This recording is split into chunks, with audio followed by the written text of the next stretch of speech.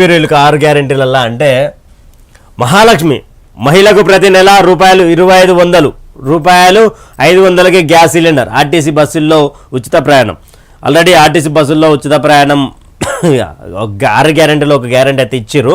మరి 2 గ్యారెంటీల సంగతి ఏందో చూడాలి.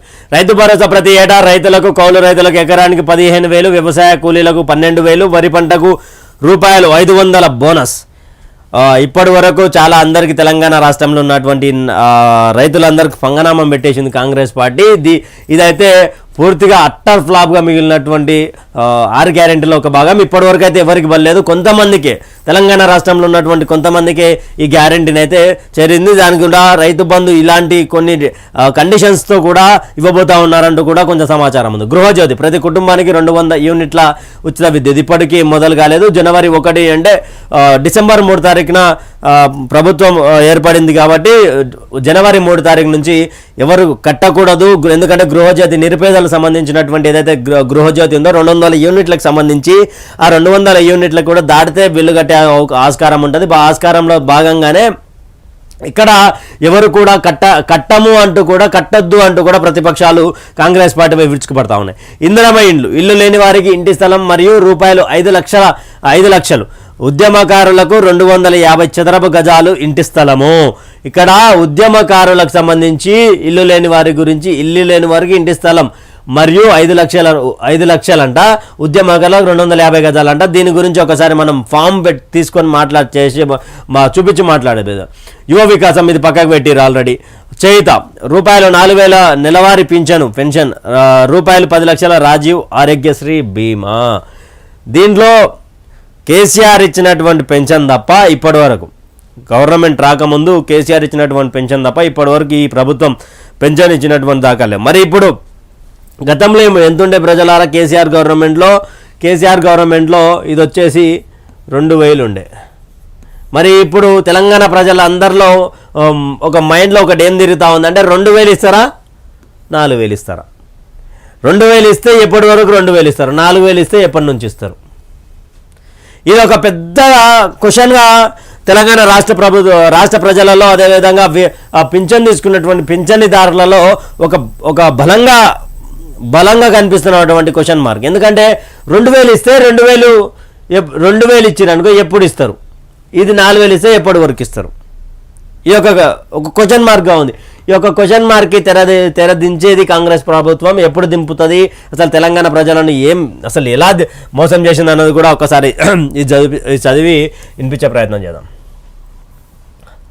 తెలంగాణ కాంగ్రెస్ కమిటీ అసెంబ్లీ ఎన్నికలు 2023 మేనిఫెస్టో ముఖ్యాంశాలు 6 గ్యారెంటీలకు అనుబంధం. తెలంగాణ ప్రజలు ఆకాంక్షల మేరకు పూర్తి స్థాయి ప్రజాస్వామిక పరిపాలన అందిస్తాం. ముఖ్యమంత్రి క్యాంప్ కార్యాలయం ప్రతిరోజు ప్రజా దర్బార్.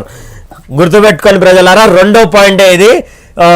ప్రతిరోజు ప్రజా దర్బార్ నిర్వహిస్తాం ముఖ్యమంత్రి క్యాంపు కార్యాలయంలో. అంటే ఇప్పుడు ఇక్కడ ఎవరు ఉంటున్నారంటే డిప్యూటీ సీఎం ఉంటున్నారు. డిప్యూటీ సీఎం బట్టికి సంబంధించి ఆయన ఉంటున్నాడు ప్రగతి భవన్లో. ఇక్కడ ఏదైతే ప్రగతి భవన్ ఉందో ఇప్పుడు ప్రజాభవన్గా మారింది, జ్యోతిబాబా పూలే భవన్గా మారింది. ముఖ్యమంత్రి క్యాంప్ కార్యాలయంలో ప్రతిరోజు ప్రజా దర్బార్ నిర్వహిస్తామని చెప్పినటువంటి కాంగ్రెస్ పార్టీ మేనిఫెస్టోలో ఇప్పుడు ఏదైతే ఆయన మంగళవారం, శుక్రవారం అన్నారు, దానికి సంబంధించినటువంటి మంత్రులుగా ఉంటారు, దానికి సంబంధించినటువంటి సంబంధిత అధికారులు ఉంటారు. కానీ అధికారులు తప్ప సంబంధిత మంత్రులు ఎవరు కనిపించలేదు. గతంలో కొన్ని రోజుల కింద పొన్నం ప్రభాకర్ ఆయన ఒకసారి వచ్చి ఇట్లా తలక్కుమని ఇట్లా వెళ్ళిపోయినటువంటి పరిస్థితి ప్రజాభవన్లో. మరి ఏంది ఈ యొక్క దాంట్లో ఇదైతే పోయింది. మరి తెలంగాణ తొలి మలిదశ ఉద్యమ అమరవీరుల తల్లి తండ్రి భార్య ₹25,000 నెలవారీ గౌరవ పెన్షన్ మరియు వారి కుటుంబంలో ప్రతి ఒక్కరికి ఉద్యోగం ఇస్తాం. ఏం ఉద్యోగం ఇస్తారు? క్లారిటీ ఇవ్వాలి కదా. ఇప్పుడు 6 గ్యారెంటీలకు సంబంధించినటువంటి ఫామ్లోనే అమరవీరుల కుటుంబాలు కానీ తెలంగాణ ఉద్యమంలో మీరు పోరాడి ఉంటే మీ మీద కేసు అయినటువంటి ఫైల్ నెంబర్ ఎంత, ఎన్ని రోజులు శిక్ష అనుభవించారని చెప్పి, అంటే వీళ్ళ దగ్గర గత ప్రభుత్వం పాలన ఖరాబ్ అయినటువంటి పాలన, ఈ ప్రభుత్వం వరకు పాలన వేస్ట్. ఎందుకు అంటున్నా అంటే అమరవీరుల కుటుంబాలకు సంబంధించి 6 గ్యారెంటీలు ఇచ్చినటువంటి ఫామ్ ఏదైతే ఉందో, దరఖాస్తు ఫామ్ ఏదైతే ఉందో, ఆ దరఖాస్తు ఫామ్లో మీరు ఎప్పుడు జైలుకు పోయారు, ఎన్ని రోజులు జైల్లో ఉన్నారు, ఎఫ్ఐఆర్ నెంబర్ ఎంత, కేసు నెంబర్ ఎంత, మీకోసం కొట్లాడిన లాయర్ ఎవరు, తెలంగాణ ఉద్యమంలో మీరు ఏం పాత్ర పోషిస్తుంటే మిమ్మల్ని అరెస్ట్ చేసిరు, ఇవన్నీ కూడా అడుగుతా ఉన్నారు. అంటే అమరవీరుల కుటుంబాలకు సంబంధించి కూడా అడుగుతా ఉన్నారు. ఎప్పుడు చనిపోయాడు, ఎలా చనిపోయాడు, ఎక్కడ చనిపోయాడు, ఇవన్నీ. అంటే తెలంగాణ రాష్ట్రంలో గత రాష్ట్రానికి సిగ్గు లేదు, గత ప్రభుత్వానికి సిగ్గే లేదు. మరి మీకు సిగ్గు లేదా? అమరవీరులు 1300 మంది బలిదానాలు చేసుకుంటే వచ్చినటువంటి స్వరాష్ట్రం తెలంగాణ రా బాబు.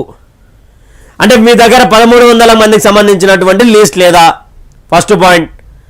నా సెకండ్ క్వశ్చన్ ఏంటంటే, గత ప్రభుత్వం 637 మంది అని చెప్పింది. మరి 637 మందేనా తెలంగాణ కోసం అమరవీరులైంది? ప్రతిపక్షంలో ఉన్నప్పుడు, ఆయన ఉద్యమం సమయంలో ఉన్నప్పుడు తెలంగాణ అసెంబ్లీ సాక్షి గత ముఖ్యమంత్రి ఆ కాక చెప్పుకుంటూ వచ్చింది ఏంటంటే 1300 మంది ఆయన చెప్పుకుంటూ వచ్చిండు కదా. తర్వాత ఏమైంది? 637 పోయింది. మరి ఆయన తన అమరవీరులకు సంబంధించినటువంటి లిస్టే లేదు.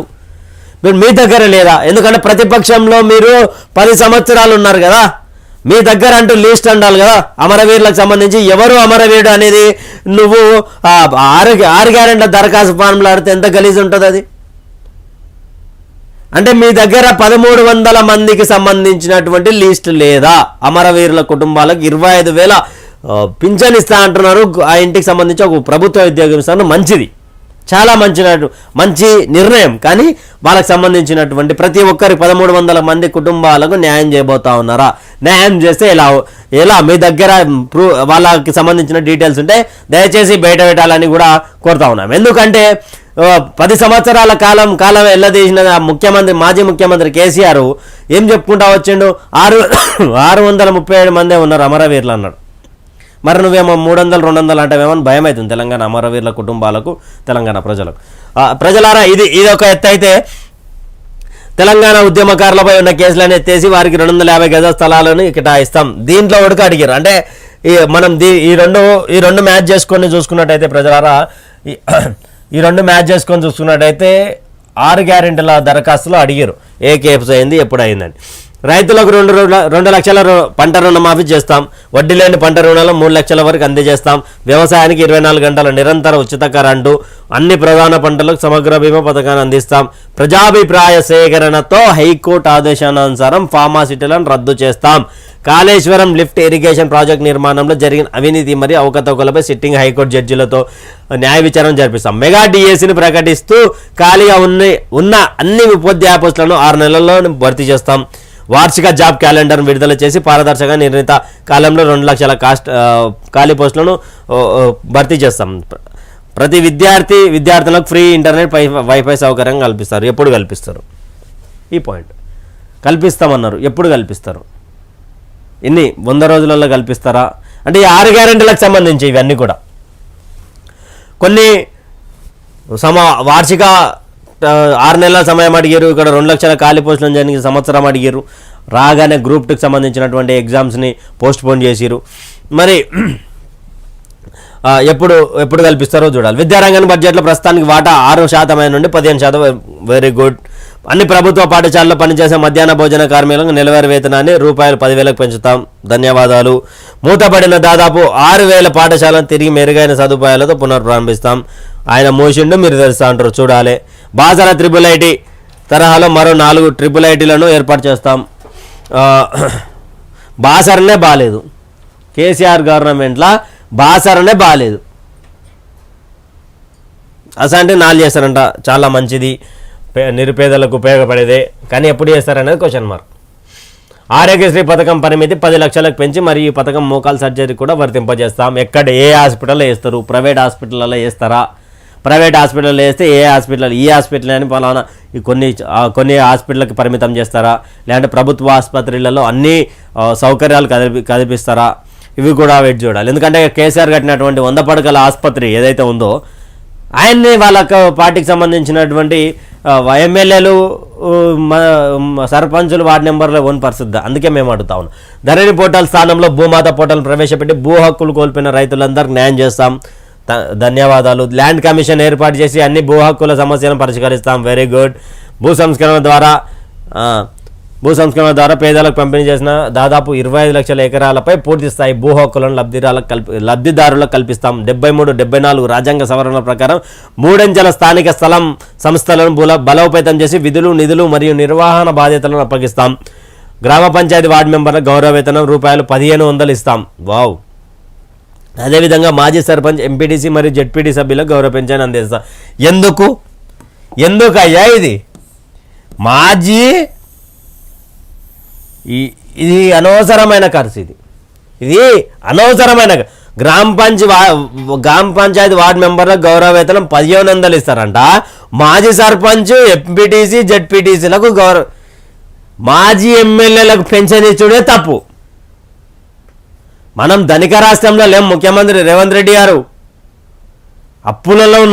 అప్పులలో ఉన్నామని చెప్పి శ్వేతాపత్రం విడుదల చేస్తుందే మీరు. మరి వీళ్ళకెందుకు? వీళ్ళ తన పైసలు లేకనా? ఎంపీటీసీ, జెడ్పీటీసీల తన పైసలు లేకనే పోటీ చేసిరా? అప్పుడు గెలిచిరా? పోటీ చేయరా? ఇంకా వాళ్ళకి పెన్షన్లు ఎందుకు?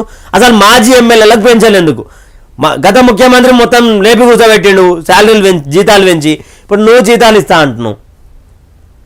ఎవరిని మెప్పు పొందడానికి తెలంగాణ రాష్ట్రంలో నిరుద్యోగ వృత్తి అన్నారు. ఏవి చెప్పరే? ప్రభుత్వ ఉద్యోగులకు మరియు పెన్షన్దారులకు పెండింగ్లో ఉన్న డిఏలను తక్షణం చెల్లిస్తాం. ప్రస్తుతంలో ఉన్న సిపిఎస్ విధానాన్ని రద్దు చేసి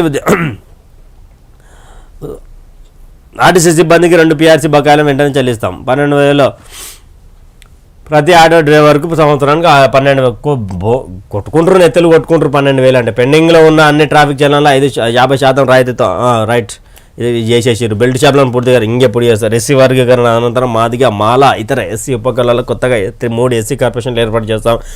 బీసీల కులగణన చేసి జన ప్రాతిపదికన మే వరకు చూడాలి ఎంత బీసీ జన కులగణన జరుగుతుంది. సంచార జాతులకు విద్యా ఉద్యోగ అవకాశాలతో 5% రిజర్వేషన్ కల్పిస్తాం. ప్రతి జిల్లా కేంద్రంలో ప్రొఫెసర్ జయశంకర్ సార్ పేరు మీద బీసీ భవన్ ఏర్పాటు చేస్తాం. జనగాం జిల్లాకు సర్దార్ సర్వాయి పాపన్న గౌడ్ పేరు పెడతాం.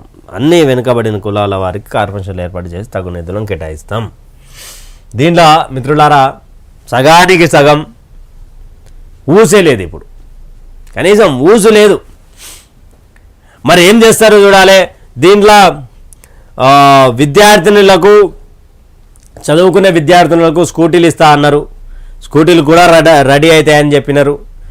ఇవన్నీ కూడా. కాకపోతే ఇక్కడ వార్డు నెంబర్లకు ఈ యొక్క దీంట్లకు జీతాలు ఇవ్వడం ఏందో అసలు అర్థం కాని పరిస్థితి.